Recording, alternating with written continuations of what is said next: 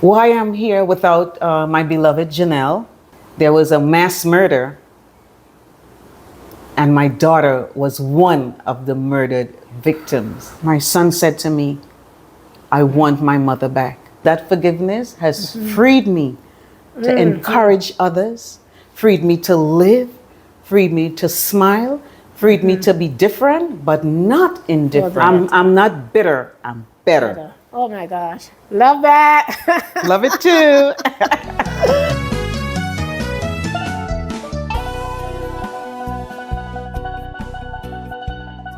Welcome to Anne-Marie's Impact.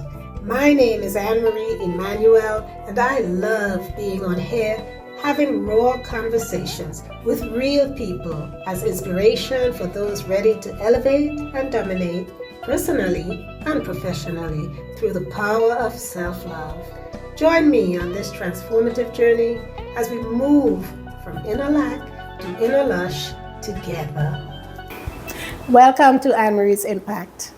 Today I am having a reflective conversation with a very special friend who has traversed the challenging terrain of loss and the psychological effects it can have on our lives.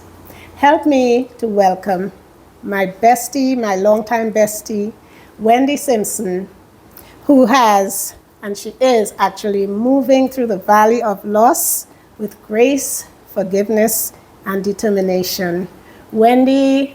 Yes. Welcome Hi. to my show. Thank you. What a privilege to be on your show. Gosh. Thank you for inviting me. You are so welcome. Yes, This is really a special moment that we're Yes. sitting here in this capacity. So thank you for being here.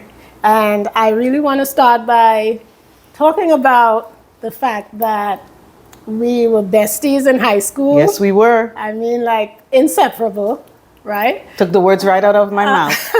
Yes. And I remember people used to be talking about us just because we were so inseparable. They couldn't understand the kind of friendship that we had. Yes. You know, walking each other to our classes when you had a class completely on the completely opposite side of the school. Yes. And we would actually walk to one class together. And be late for the other class. Late for the other class. I'd be running through the halls trying to get back to my class, and you did the same thing. That's called an amazing friendship. Yeah, Yes. and what was so amazing about it was the support that we had for each other in terms of helping each other stay focused on what we were there for. Absolutely. And I mean, we were mischievous. I remember the biology teacher that we had. Yes, she separated us. She separated us because we were talking, but yet still doing our work, right, Sharon? We did. We were producing good results with our grades, but we just could not shut up like we do now. Yes.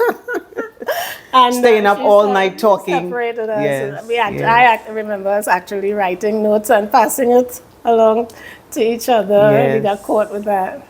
Yeah. But the greatest thing that impacted my life with your life that I realized was the family relationship that you had. Yes. And I would ingratiate myself, I'm sorry, with my accent. I would tell myself that you were my family, and I would pack my bags on the weekend, and every weekend I would stay at your home. Yeah. And I wondered, how did your sister feel? Because in my reflection now, I'm like, this was every weekend. I'd be at your house with your mother and your brothers and your beloved sister, Kathy Ann. So I thank you from the bottom of my heart now for that. Welcome. But it was such a welcoming family. What you didn't know was that was my family. When it wasn't you, it was somebody else. Wow. My mother was known as the Harriet Tubman of the West Indies. She would take in people, strangers, into our house. So when you were so welcomed into our house that you were just like a sister. So everyone accepted you that way. Thank you. It was nothing. Nobody had a problem with it. Thank you for the acceptance. Yeah, when Cheryl's family moved from Brooklyn to one of the Oranges, I even went there on the weekend. I didn't care that they moved to another state. Yeah. So once again, it was so special. Hanging out in Washington, D.C. Yes, You were there with us. And you made the outfit for me. Yeah. I still have a picture with that outfit.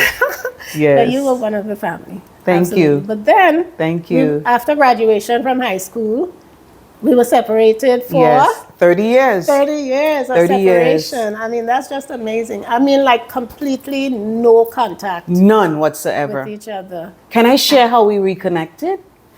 Yes. So there's something called, for those of the listening audience who do not know this, there's something called Juve. And the morning, this was in Brooklyn, very early in the morning, just after the sun rose. I was standing on the corner of Nostrand and Empire Boulevard. And here comes this float. And who do I see on the float? But Cheryl/Anne-Marie. You know me, carnival girl. I'm short, no stature, just 4'11". Don't let that fool you. And I saw the carnival girl on the float. I'm like to the top of my lungs. I'm not going to scream into the camera. Cheryl. And that was it. Now I visited her here in her Cheryl Grace's Empowerment Center with my daughter. Reconnected. And we reconnected. Yeah. And this you is like the actually third time came I've right come here. after that, you Yes. came to a family day event Oh, with yes, your daughter. that's right. Where I was introduced Yes. to your daughter. And Yes. then after that, you made arrangements to come here at Cheryl's Grace. With my your daughter. Yes. And so that was, I think that was 2017. I believe so. Yes, and then, so now you're here at Cheryl's Grace again without your daughter. Yes. Can you tell us why? Why I'm here without my beloved Janelle is because right after we left here, we left from Trinidad, so I'll be clear as to where here is Trinidad. August of 2017, it was August 12, 2017, in the morning, approximately between the hours of 1:15 to 2, my life has never been the same because of a knock on the door. My entire life up till now has been changed. I'm different, but not indifferent. There was a mass murder, and my daughter was one of the murdered victims. Yes. But I want to say that just to be clear that mental disease is real, I just want to say that. And going further into the story, but not having this session take up the whole time about my daughter who will no longer exist on earth after August 12, 2017, is that mental disease is real. And on top of that, I forgave the perpetrator because it was not a stranger. It was someone that we grew up with, meaning the entire Simpson family. So whatever else you want to when hear you say about that story, mental let us know. Health, so let us know what exactly happened. And was it your daughter? And who else was involved? Okay, my daughter's best friend, who was about to go away to do Doctors Without Borders, that was her last night, meaning August 11th. In the USA. She was about to go to Honduras, I believe it's Honduras, one of the Latin countries, to do Doctors Without Borders. So her two very best friends, which one was my daughter, and the other individual that survived the brutality that morning of August 12th, visited the young lady in her home. But due to mental disease, the man was put out of his home. It's a 35-year-old man. The mother lived in that home. That's the brother of the girl who was murdered. Yeah, he murdered his mother, his sister, my daughter, who was a visitor, and a fourth person got away. He injured her, but she got away to tell me part of the story. What happened? And I wish, I'm just saying to the listening audience, I'm sharing not for pity, because it doesn't empower you. I wish that she didn't approach to tell me the stories in the beginning, because I wish I could have absorbed it better. I could not then. And I dare not go ask her now to reiterate the story, because it'll bring back too much memories for her. All that bloodshed and gore, she was privy to see some of it.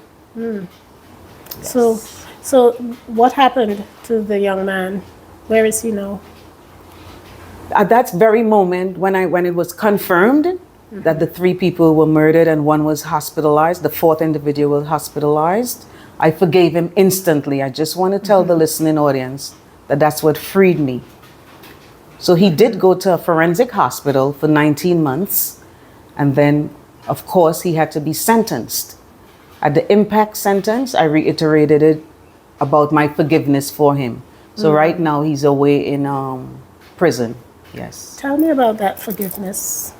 I The heard forgiveness, you mention yes. before that it was immediate. It was Immediate. And that immediacy is documented, by the way.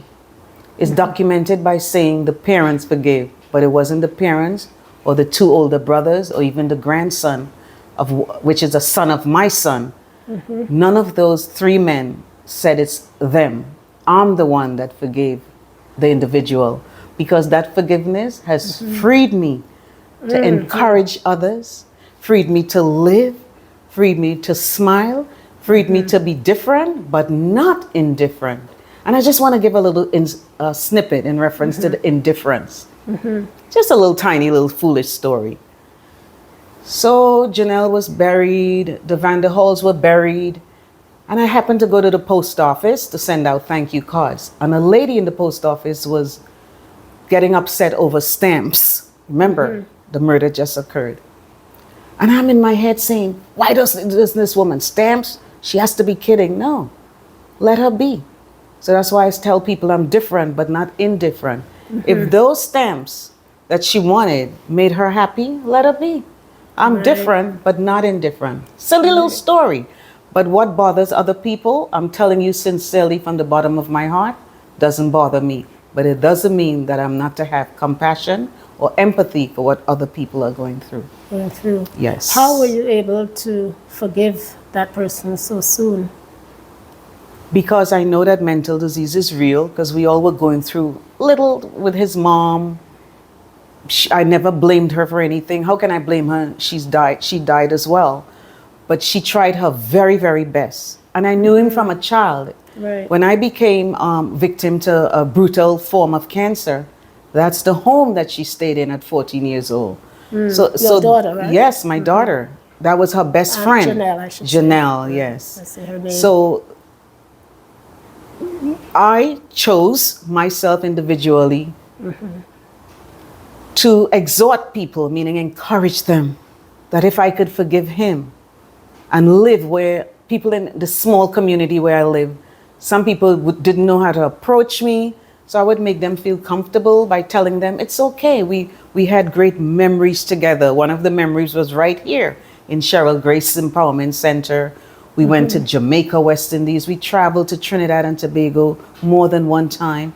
I never saw Jamaica, West Indies, but through my daughter. We traveled there as well. And I want to just tell you one little memory, because this story is not just about the sadness that occurred that impacted my life and the lives of my grandson who lived with us. That's my eldest son's child, my husband, my extended family.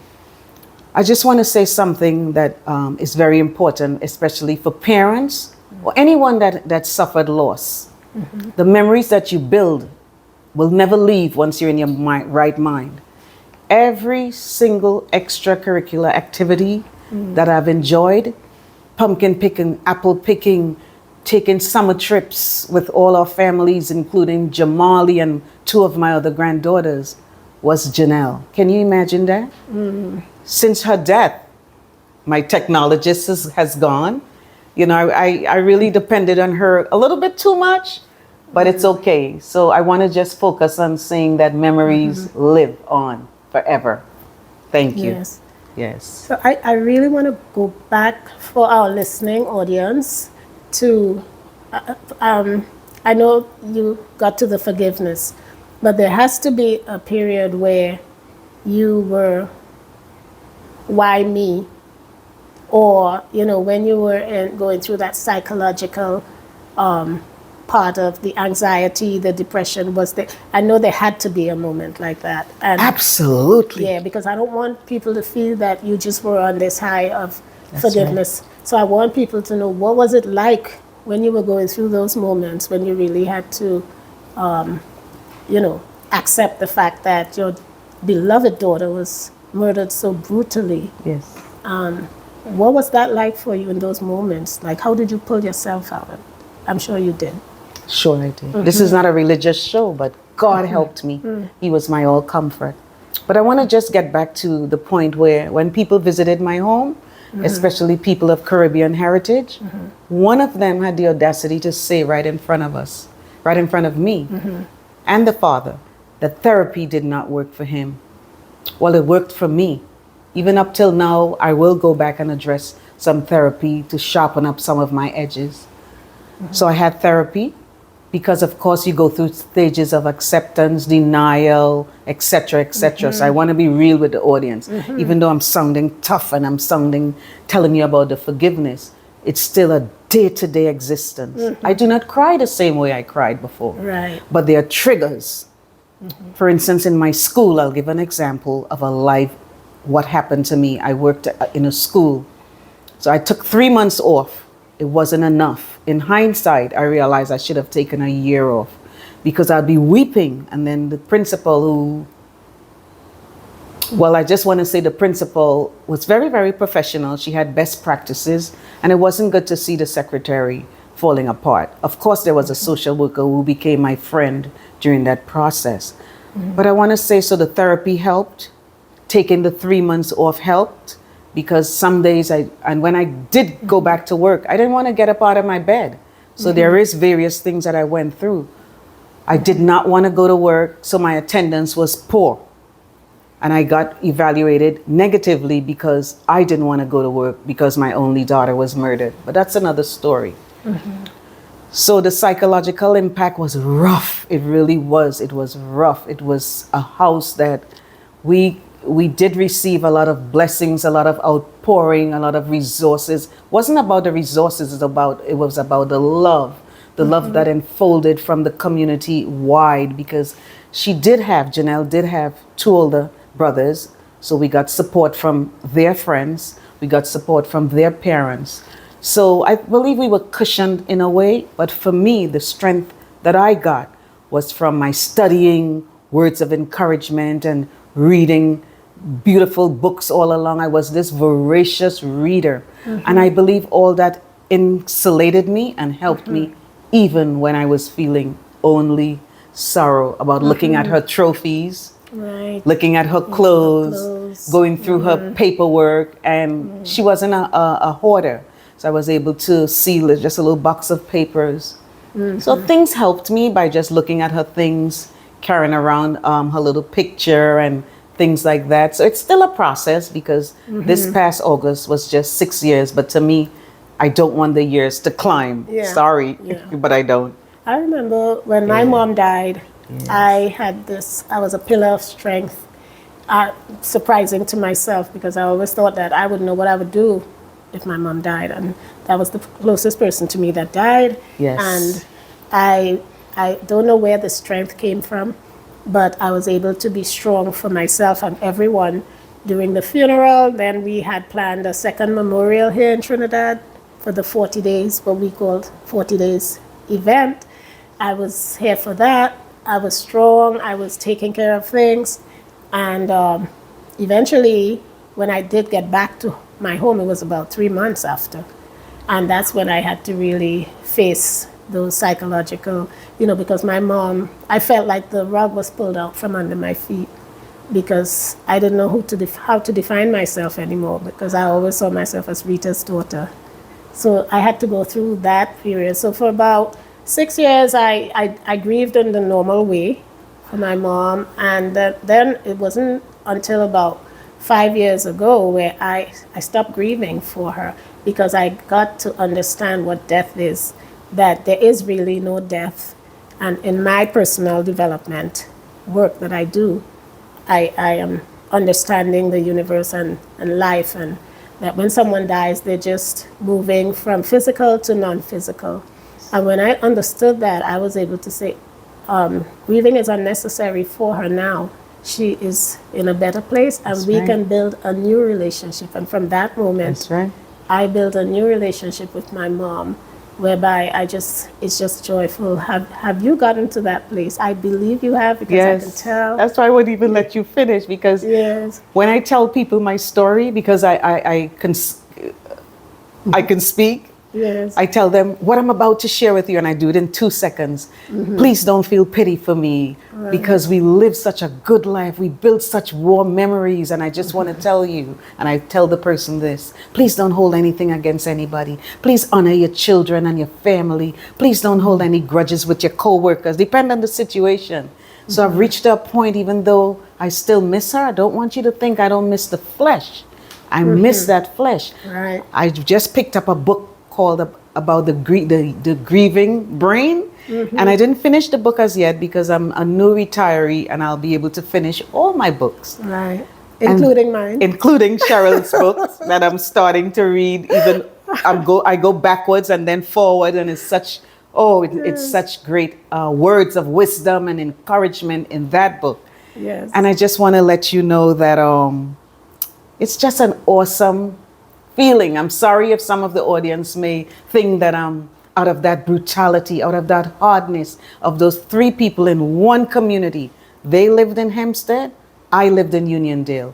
One household has no one else living in that household.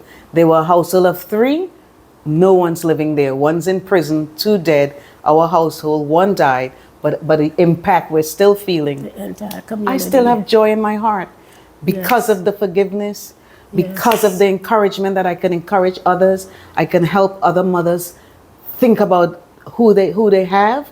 I have 5 beautiful grandchildren. I still have Janelle's father. I still have my father. There's a long list of things that I still have. And I still have my beautiful memories to acknowledge and enjoy. I mean, you are just an epitome of the law of polarity, which states that everything has its opposite. Yes. So if wherever there is sorrow, there can be joy that pulls out of it. Absolutely.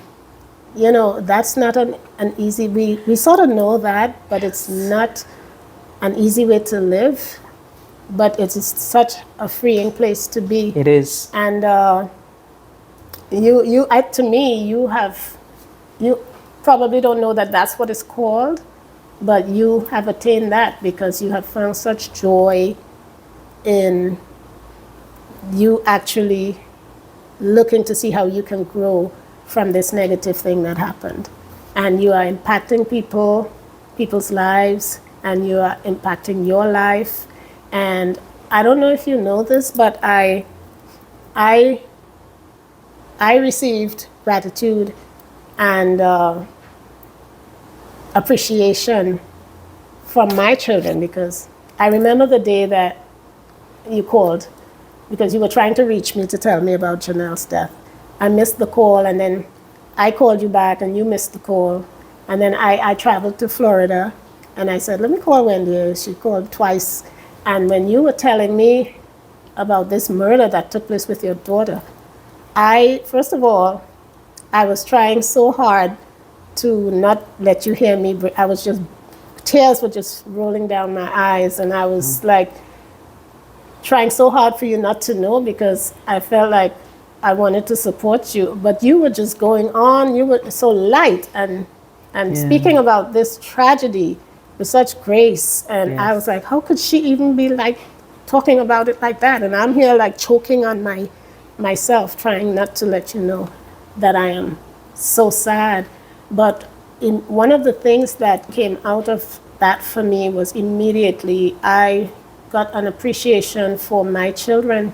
Because at the time, remember, we used to talk about our boys. Yes. That, they don't care about mommy. They're grown now, and they don't call us, and they're this, and they're that. And in that moment, I realized that my children are alive, and that's all I need to have. That's all I need to have to be happy. Exactly. Because no matter what they're doing, no matter how they're living their lives or whatever, they have life.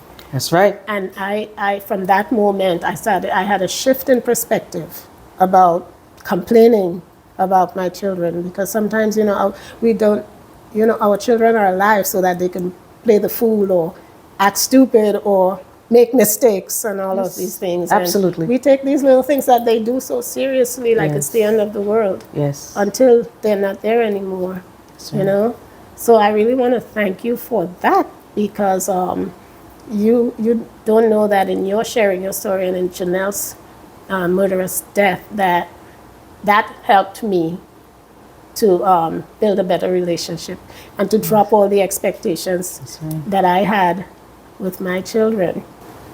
Yeah, so as we are talking about our children, I really want to ask you a hard question. Go ahead. Go right ahead. Do you think that because of this incident that happened with Janelle, that you were able to recognize certain biases that you had for her over your other two boys? Yeah. Very, very tough question, but I just want to be real. After 30 days exactly, remember I said to the audience, my boys were 11 and 9 years old when Janelle was born. Janelle was easy, meaning schooling, everything, Girl Scouts, college, finished college, was just about before she died. She was just about to go towards her MBA.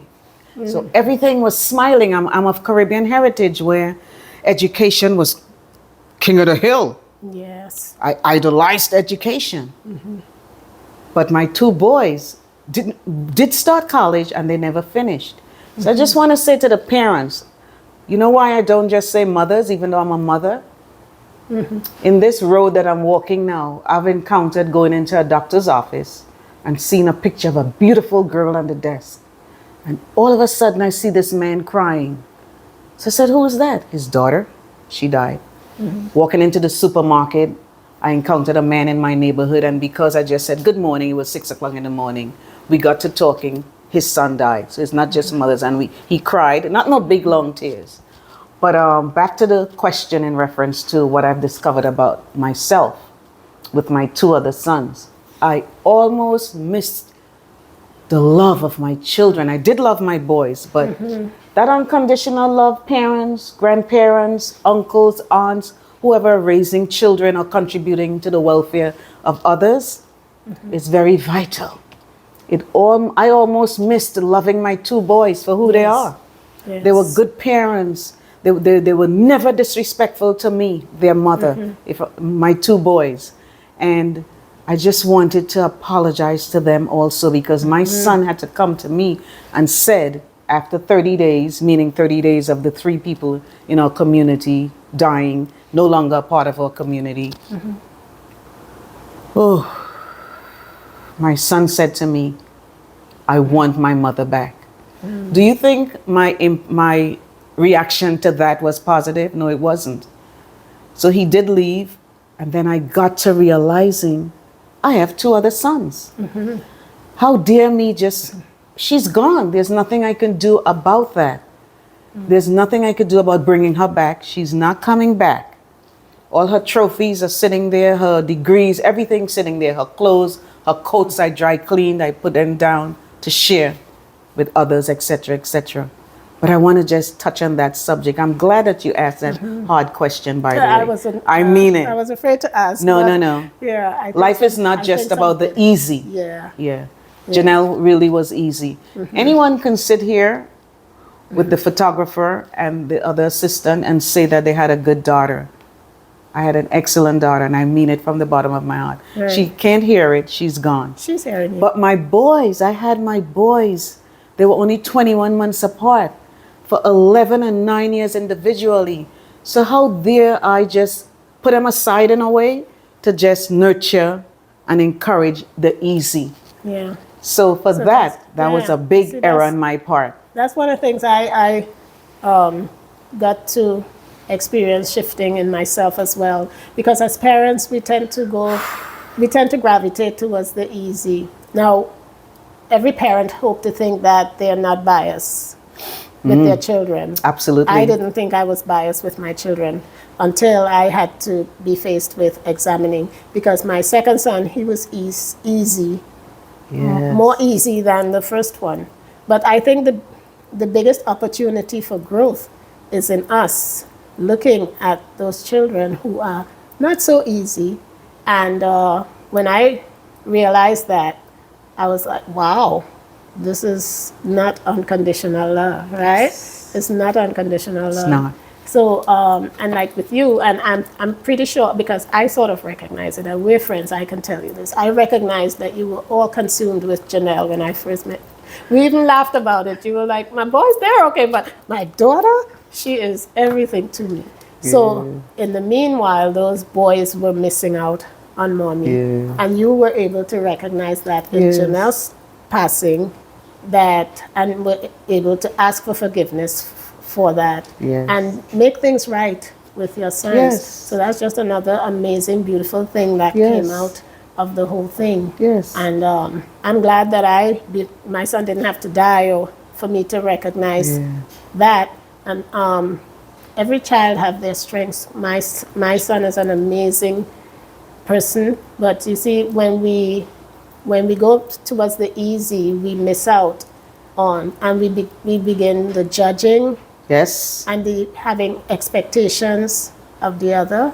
So I learned how to drop the expectations, how to drop the judging Yes. of my son and just accept him the way he is. And then I was able to see the amazing things about him. Yes. Because the other stuff clouds the amazing things about your children.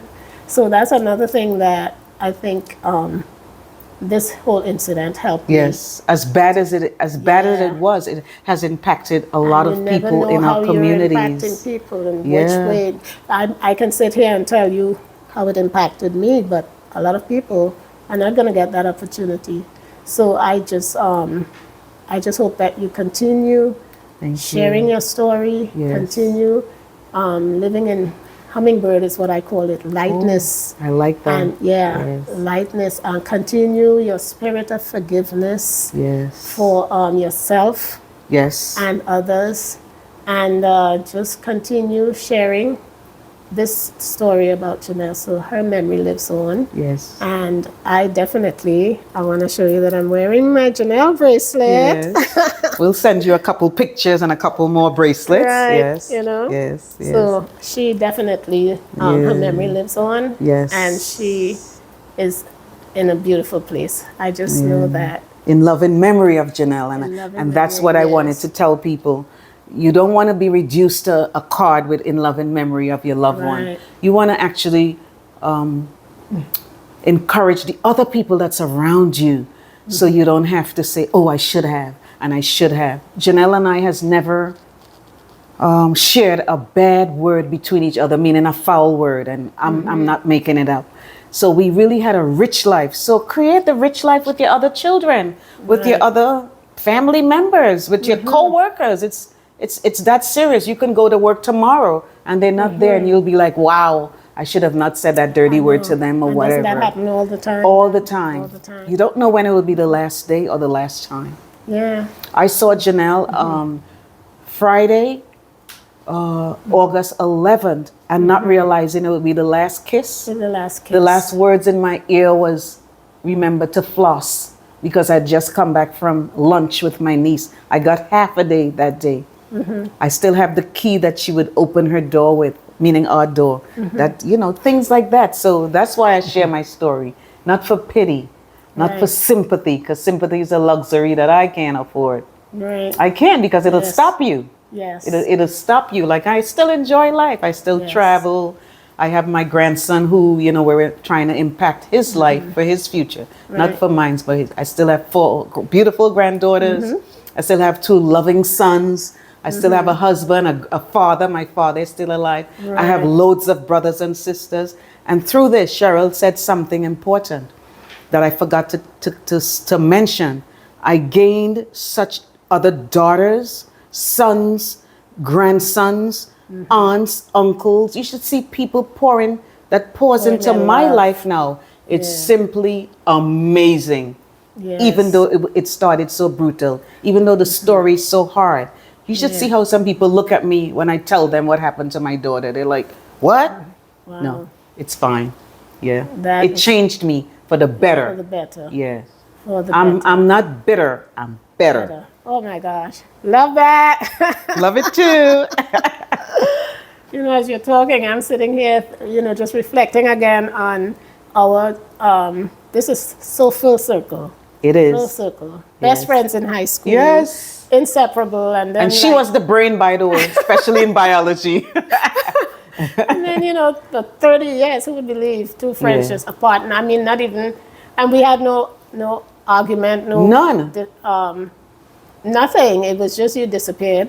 Yes. And I just want to thank you for being a friend that I can't remember any time that you did anything to hurt me or said anything to hurt me.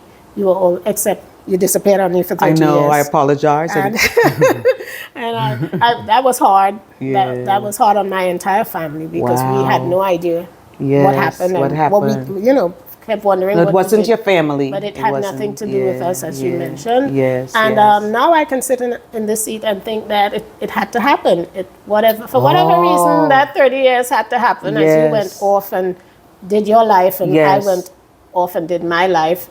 But the important thing is we rekindled the relationship, Yes. and it was not hard. We just went right back to Right back. wow, so great to see you, and we just continued supporting each other. You Yes. have always been a support for me. I've always been a support for you. Thank I know you always said that I'm this pillar of strength, and I'm, all these things. And I have to say that in this situation, I don't even know if I would have the strength to do what you're doing. So we match each other. Yes, we God do. gives us the strength where we needs it. Yeah. And I think we both can continue supporting each other. Yes, we in will. this lifetime, and hopefully another lifetime too. And one last thing, you mentioned two words. Yeah. You said gratitude and appreciation. Yes. It's very eerie that that's my two words as well. I'm so grateful for the little things, and I appreciate every little thing that happens. Even the bad, even the lost suitcase of coming here. Because I You don't- believe things Yeah. happen So thank for you for us those two words and as not well. to us, Yes. So Yes. it's a perfect example of no matter Yes. what is happening, if we can have the mindset that when things are happening, it's happening for us, not to us. Not to us. Because we live in a loving universe, a universe that has our back, that's supportive, and when things are happening, it's not a negative. It's to step back and say, what can I learn from this? What is this here to teach me? Yes. And once you have that faith in the universe, Absolutely. as a loving universe, it's always going to turn out right. Yes. Yeah. Out of this trauma, you have come to grow in consciousness, to such a higher consciousness. Do you feel like this is your calling? Yes. And yes, emphatically. I've always had the gift of gab. Well, Cheryl attested to it in one of our classes when the teacher had I to thought it was separate me. us. No, both of us. And she had to separate us, and we were still passing notes you're writing. So that's talking too, out of your brains. And out of that tragedy, within this mass murder, because once it's more than two people, it's a mass murder.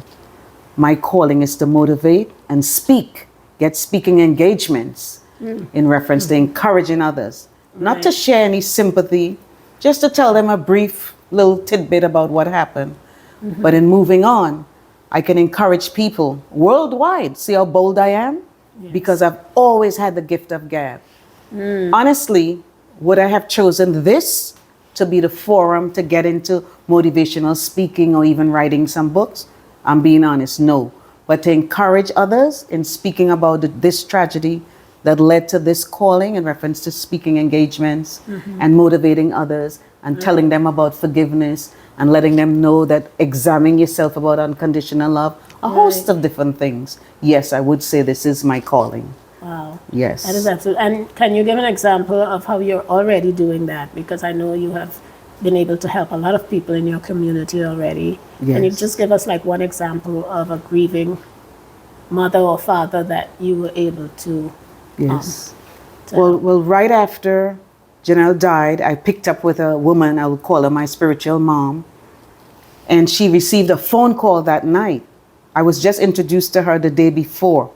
So the nighttime of the same day we met, she received a call of a mother who just lost her child within my community. Who do you think that mother called? Me. Who do you think the woman called? Me. My newfound friend called me to go and minister to that mother, meaning encourage that mother. Little did I know that this is 5 years ago, 6 years ago, that I would be encouraging other mothers who lost their child to a car accident. I went. Another mother who lost her child right across from where the 3 people got murdered. I went. And I can go on and on and on. I'm like, what's this? How come I'm finding these people? Why me? And I'm like, why not me? Because the woman who told me, and this woman was a spiritual giant. Yes. She says, would I be able to speak to that lady? No, I never lost a child. Wow. And it seemed so natural for me to go in to minister to the family, meaning a piece of fruit. Sit there, talk to them, listen. You don't always have to be talking or judging or passing comments like, therapy didn't work for me. See, that impacted me because it came from another Caribbean person. Sometimes all I did was sat there quietly in letting people know, letting myself know that this is my calling. Yes. You don't have to give advice sometimes. You don't have to act as if the person should forgive if it's something bad that happened. Right. That's for me. Yeah. So I'm not saying this forgiveness part that's one of my platforms that I run on. Because like my family told me, Wendy, you're crazy. That's for you, not us. They made it very clear. So I know it's my calling. So I have to be careful how I approach it with people. Yes. But I know for sure I'm passionate about what I feel. Yes. It's real. And it brings back joy to you. Yes, it does. Gives you purpose for living. Yes, it does. And just yes, and to help others. Yes. And to help others. Yes. I remember you saying, I really want to end on this note, where you saying, forgive to live. Yes, I absolutely. It's powerful. Yes. And it is really, I think, what drives you. Yes. Yes, Forgive because to live. otherwise people would run away from me, Cheryl, if they saw me down in the dumps. Like I have private moments because of triggers. Right. Like I'd see a mother and a daughter in the formative days 5 years ago, and I couldn't see the mother and the daughter. I'd be like a little jealous, a little angry. So the anger was there. The disappointment was there. The all kinds of the negative stuff was there. The denial. But now I've accepted it. And you move through it with grace. Exactly. Like I said, well, I grace hope and so. grace. You see that, Yeah. like I see the strength in you. Yeah. But I'm glad that you see the grace. I don't quite feel the grace, but I guess it'll come.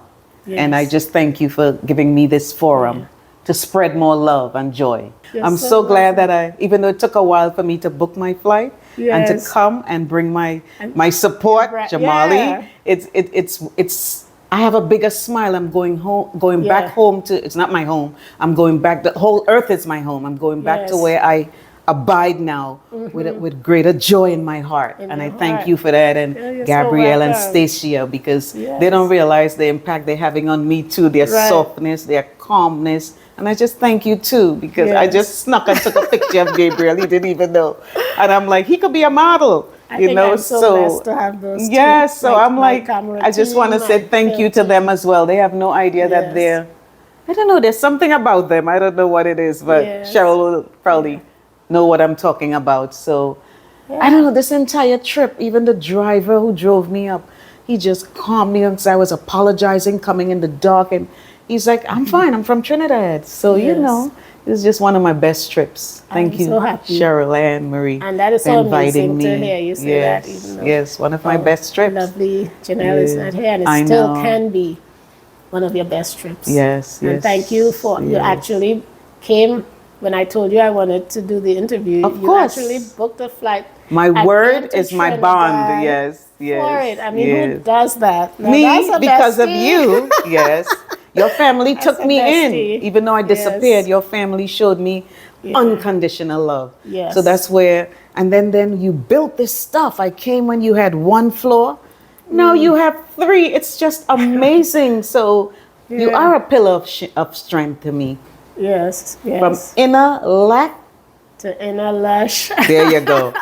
Thank you. So, Yeah, thank you. Thank you. We're going to remain My best bestie. friends. That's what I hope you. What a beautiful thing. Today's show was made possible by the generous contribution of Gemini Gardens, curated by Kathy Ann Scott in Davie, Florida.